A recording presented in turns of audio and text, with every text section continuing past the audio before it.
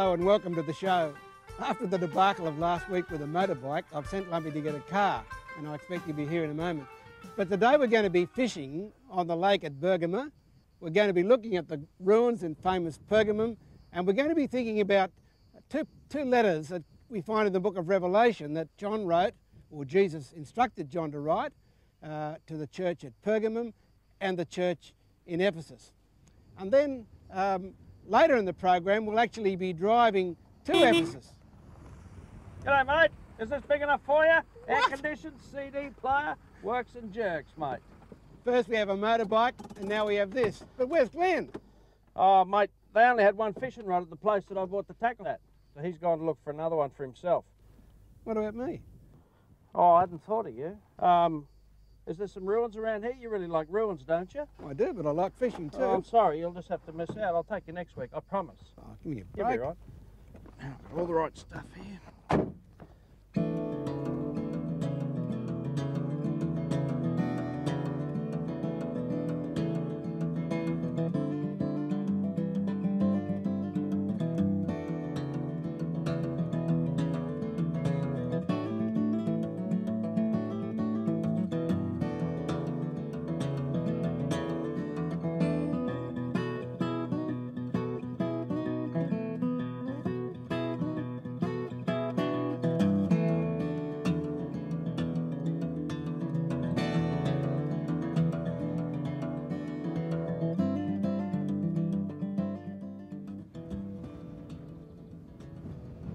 We're at Pergamum, and this is a cult of Asclepius, which was a combination of hospital, leisure centre and medical school. A man named Galen, who was the father of medicine in the ancient world, studied here some centuries later. Now Asclepius was a god of healing, and his symbol was a snake, though there's some debate as to why the symbol is a snake. Some people suggest it's because the snake left its skin behind, in the hope that people would leave their sickness behind. Some people suggest that the snake comes out of the ground and all health and healing comes, as it were, out of the soil. Whatever the reason, there was a temple of Asclepius, which I'm actually standing in at the moment. And the sick person would come here into the temple. He would pray for healing for his sickness beforehand, and then he would sleep during the time that followed in the temple. And the expectation was that he would be healed of whatever sickness or disease it was. Sometimes though, if the patient wasn't healed, the dream would reveal the diagnosis and point a way to a healing. Whatever the case, this centre was not just for healing of the body, there was also a therapy centre where people with sort of mental and psychological disturbances could find relief. There was a library, a sports centre, there even was a theatre.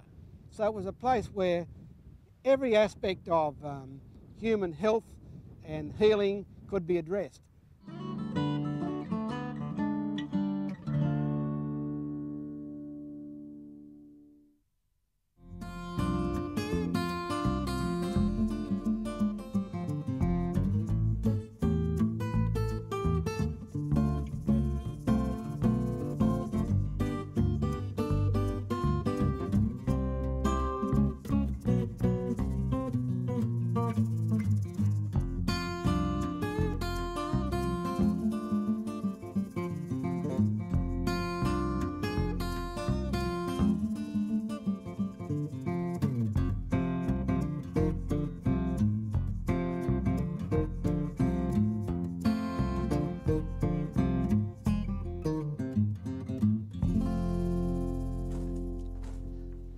Pergamum takes its name from the word castle, and it's well named because Pergamum was a castle on a mountain and one of the most spectacular places you'll ever see. For many centuries BC, this part of the world was controlled by the Persians. But then in the 300s BC, Alexander the Great swept through and established this as a Greek kingdom.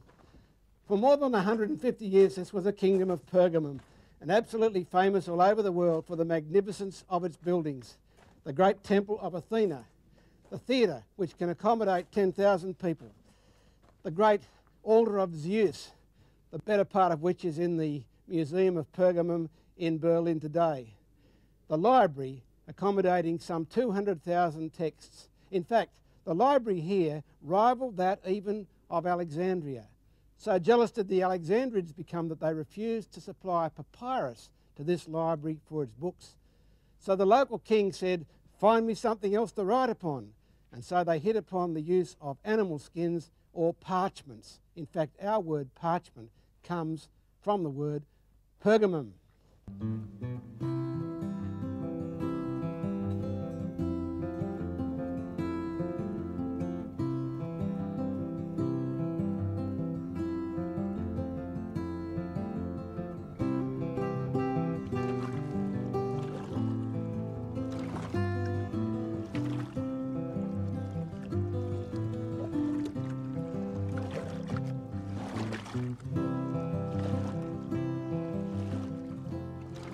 How many you got, Lumpy? Mate, how many have I got? How many has this fella got? Scored 50 or 60 since I've been sitting here. And you think I can lose a bait? You haven't got one. Not a sausage. Mate, I've got some tackle here. Do you want something? Yeah, Float. rig us up. What sort of things are you using for bait? Bread. There's some floats. Look, he's burling Yes, up. yeah. And they're jumping on the surface. I know, they're going berserk, and you think I can get a bite? I'm going to throw it right in his burley trail. Look out. You'll lose your head, or your ear, or all. Or everything. I can't get it any more forward than that. I've thrown it right in front of him. Watch him pull one out here now. Driving me mad. Look. He's got a much longer rod than he has, and that whip up the top, that whipping action, He certainly it can helps just when they bite, I suspect. hit him on the head. I'm going to rig up so I can get in. Mate, hop into it. Don't stand around talking to me. You can sit here and catch nothing all day too if you want. The box will hook you.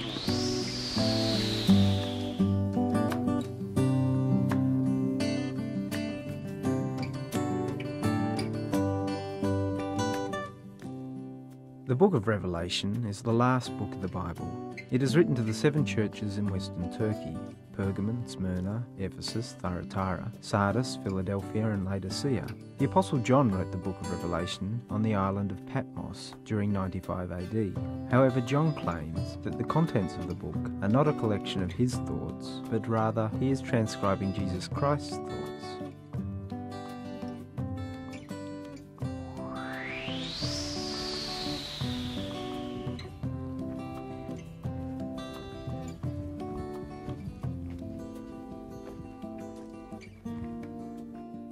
In the 130s BC, the Roman armies were marching in this direction. The last of the Greek kings, Attalus, was something of an eccentric. He liked to conduct experiments with poisons on criminals. Instead of defending Pergamum, he simply surrendered his kingdom, and this became the province of Asia and the seat of Roman government. At that time, worship was very important, not just for the religious point of view, but as an expression of political loyalty. And the Greek kings really encouraged their subjects to worship them as god-kings. So when the Romans came, it was fairly natural that the local people would transfer their worship from the Greek kings to the Roman king, the emperor, the Caesar of the day. Now, it is very important to know that historically speaking, the worship of Roman emperors began here in Pergamum, and it spread from here right through the empire. And that is why the book of Revelation says that Pergamum is where Satan has his throne. And it is as if the risen Christ has cast Satan down to earth, and Satan is now conducting war on the people who are worshipping Christ instead of worshipping the Roman emperor, the Roman Caesar. And Revelation chapter 2 makes mention of a man named Antipas who had paid the ultimate price for his loyalty to Christ, rather than his loyalty to the Roman emperor. So there was a price to pay for being a worshipper of Christ, and that price could be your life.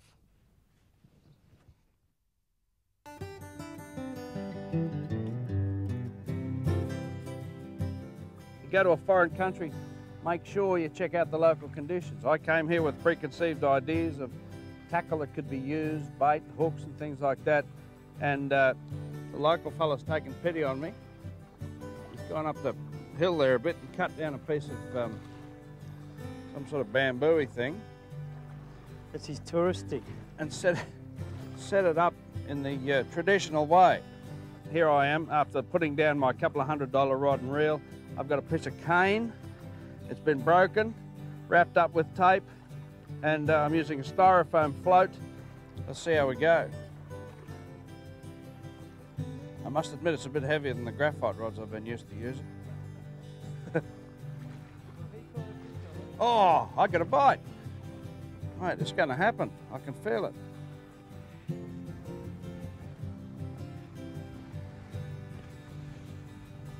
I've just come down from the mountain, Pergamum, Lumpy. He won't lend me his rod. So I borrowed one of these crushed sunflower squares from a local fisherman. But you never know. I might just do all right. Let's see how I go. Yes, I got one. Whoa! Hey, look at that. On you, Lumpy.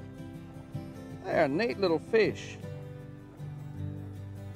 I don't know what you'd call them. I think, as you say, they look like some sort of pilchard or a sardine. Quite a large mouth on them. And, boy, you attack that with gusto.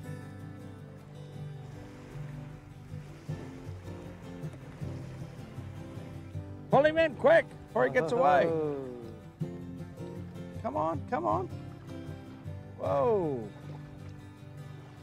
Wild looking beast. Well, I got my lunch. You on a diet, are you? Where's our fish bucket? Here, just chuck him in this bag I've hung up here ready to go.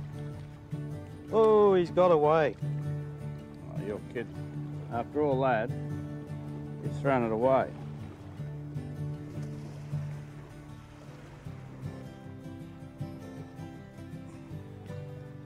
We're getting a few in there now, mates. Few in there.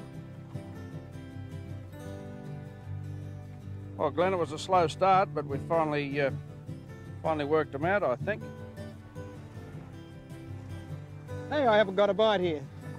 Those other two fellows have gone off and left me, and I've had to borrow a hand line. And there we are. That's not too bad. It's even bigger than theirs. Look at that.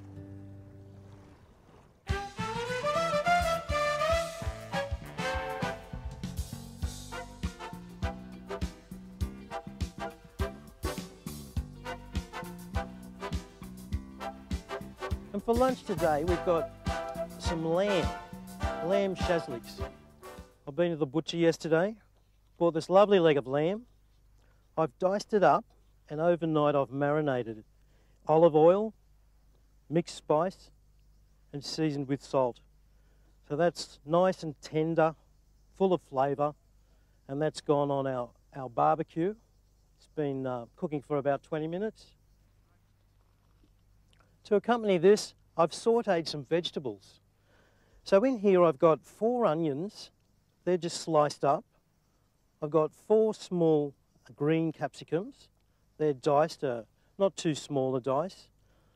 I've got 2 long eggplants, and they're just chopped up as well. And I've added 2 tomatoes after it's been sautéing for about 10 minutes. So all up, since the onions went in, it's been on the flame for about half an hour.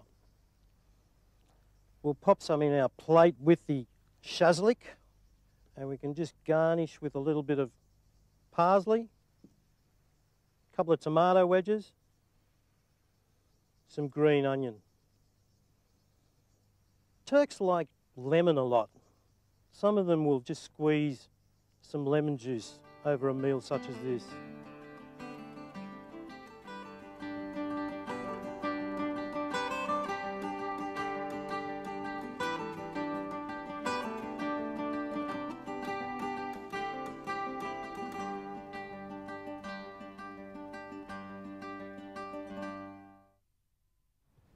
So where are we off to next? We're off to Ephesus. You know that Jesus, through John, wrote a letter to the Christians in Pergamum and also one to the Christians in Ephesus. So that's where we're going now. Well, I'm keen to go. Well, let's stay off? and eat our meal. No, look, we'll make a takeaway and head off now, eh? Come on. It's a 2-hour drive, apparently, I hear. Hey, we're supposed to be on this side of the road, aren't we? Yeah.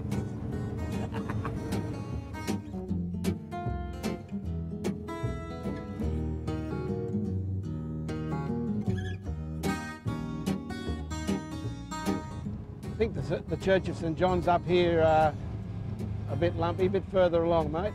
When I ask you to, would you mind stopping, because I'd like to say something about it, because it's an important place? Yeah, mate, no worries. John was born in northern Israel to two Jewish parents. He and his brother James grew up in a small fishing village called Capernaum. They followed in their father's footsteps and became fishermen. At age 26, Jesus asked John to become one of his 12 apostles. John agreed and followed Jesus for 3 years. During these 3 years, Jesus nicknamed he and his brother James Sons of Thunder for their intolerance and desire to witness God's judgment. When Jesus was crucified, the Apostle John was the only apostle who did not go into hiding. He stayed by his Lord's side until Jesus died. 3 days later, when John heard the news that Jesus had risen from the dead, he, along with Peter, were the first apostles to visit the empty tomb. After Jesus ascended into heaven, John became one of the great leaders of the Christian church. The Apostle John died around 100 AD.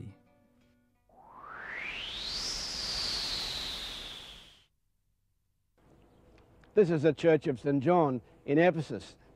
John migrated here in the 60s, and for the next 40 years was a great leader of Christianity in this part of the world. Of course, he built on the foundation of the Apostle Paul in the early 50s, but John's ministry was far longer and, in a sense, far more influential in the long term. He is a prolific writer in the course of his ministry while he is here. He writes his Gospel. He wrote his 3 epistles. He also writes his majestic book of Revelation to 7 churches, including to the Church of Ephesus. But beyond that, he is regarded as the holy theologian of Byzantine Orthodox churches, which will dominate this part of the world and the whole Middle East for the next 1500 years. And he's buried here in the church dedicated to him, the Church of St John in Ephesus. But now we're going to the ruins of the ancient city of Ephesus, think more about the city that Paul and John ministered in, and also to think some more about Jesus' words mediated through John to the church at Ephesus. So let's go and have a look.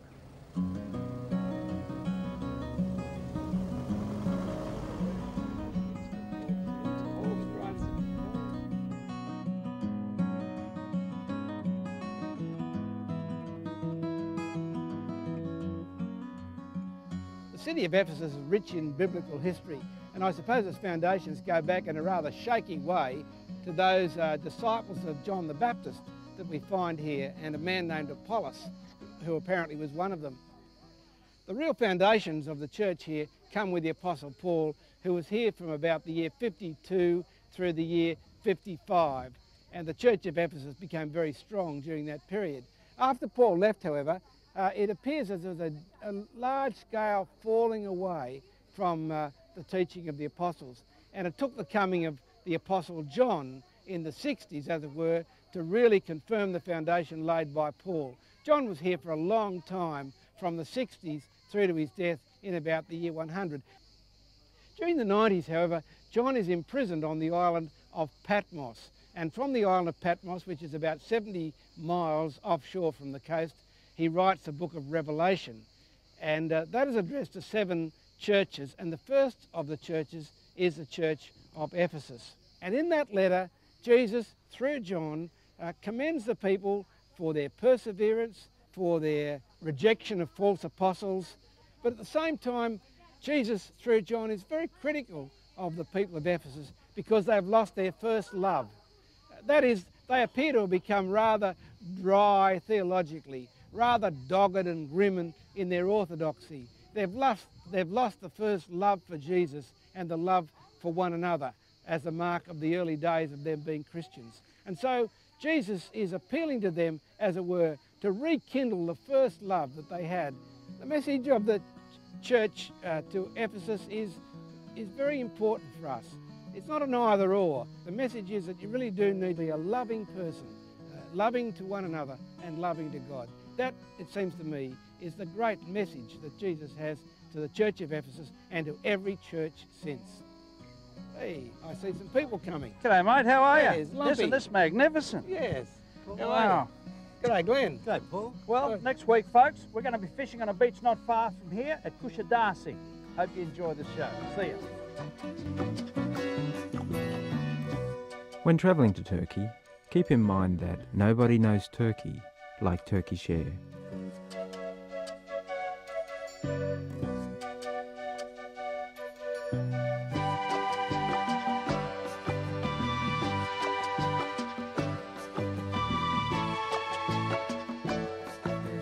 There's about 4 foot of mud underneath us here. I'm glad I got big flat feet. If you'd like to find out more information about the Christian message, then grab a pen and write down the 1-800 number at the end of the show. Thanks for joining us, and we look forward to your company again next week.